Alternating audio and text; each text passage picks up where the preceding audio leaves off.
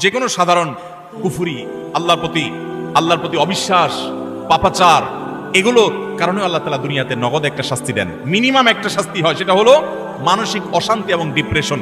আপনারা প্রায় দেখবেন গোটা পৃথিবীতে সবচেয়ে বেশি আত্মহত্যা করে তারা যারা কোনো ধর্মে বিশ্বাসী না।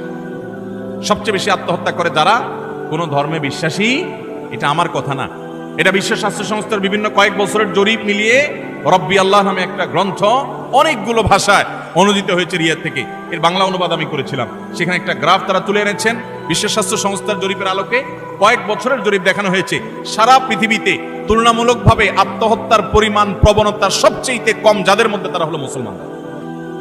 কারণ কি জানেন? মুসলমান যদি দেয়ালে পিঠ থেকে যায়, সে জানে উপরে আল্লাহ আছেন, তার একটা আস্থার জায়গা থাকে, ভরসার জায়গা থাকে। আর যার আল্লাহর প্রতি বিশ্বাস না, সে বলে ও স্যাড ব্যাড, শেষ। আফসোস করা ছাড়া তার কিছু আর থাকে। যালিকা বিআন্নাল্লাহা মাওলাল্লাযীনা আমানু ওয়া আন্নাল কাফিরিনা লা মাওলা লাহুম। আল্লাহ হলেন ঈমানদারদের অভিভাবক, আর কাফেরদের কোনো অভিভাবক থাকে। অতএব ভাইরা আমার, যে কোনো পাপের একটা নগদ শাস্তি হলো মানসিক অশান্তি, মানসিক যন্ত্রণা। আপনি দেখবেন যারা আত্মহত্যা করে মারা যায়, প্রায় সময় দেখবেন এই যে কিছুদিন আগে, গত বছর সম্ভবত, একজন প্রতিষ্ঠিত একজন নায়ক, তার শ্বশুর আত্মহত্যা করে মারা গেলেন। কিসের অভাব বলেন? টাকা আছে, পয়সা আছে, গাড়ি আছে, হ্যাঁ কিছু দেনা হয়েছেন, কিছু পেরেশানি হয়েছে, এটা তো অনেক গরিব মানুষের হয়, অনেক ইমানদারের হয়। কিন্তু বেশিরভাগ ক্ষেত্রে দেখবেন ডিপ্রেশন, আর ডিপ্রেশন ছাড়া কিছু নাই। ঘুম আসে না, মদ খাওয়া ছাড়া ঘুম আসে না, ওষুধ খাওয়া ছাড়া ঘুম আসে না।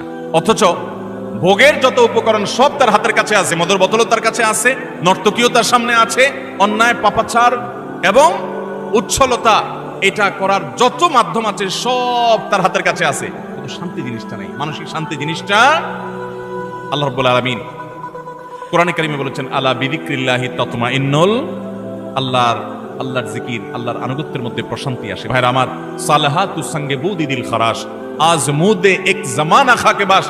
পাপ বহুত করেছেন, পাপে মজা আছে আমি জানি।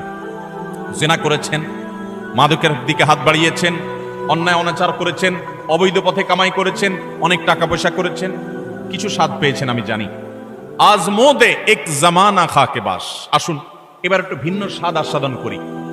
আল্লাহর বাধ্যগত হয়ে, আল্লাহর নাফরমানি ছেড়ে দিয়ে আল্লাহর গোলামের জীবন কিছুদিন পরীক্ষামূলক করে দেখেন, এটার যে স্বাদ দুনিয়াতে ভোগের জীবনে, সেই স্বাদ কখনো পাওয়া যায়?